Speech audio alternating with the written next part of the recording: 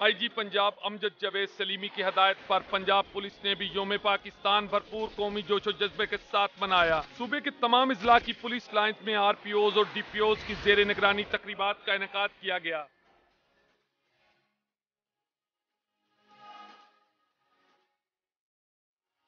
Police lines में परचम कुशाई की तकरीबात के बाद पुलिस के चाको चौबंद दस्तों ने शानदार परेड का मुजाहरा भी किया। रीजनल और जिली पुलिस अफसरान ने यादगार शोहदा पर फूल चढ़ाए और शोहदा के दर्जात की बुलंदी के लिए फातिहा खानी भी की।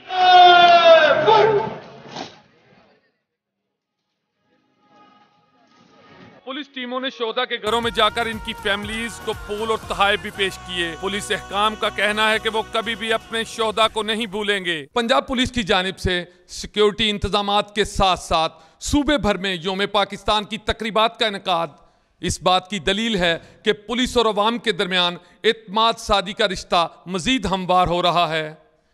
कैमरामैन अदनान राजपूत के साथ मलिक मुश्ताक, 7 न्यूज़, लाहौर।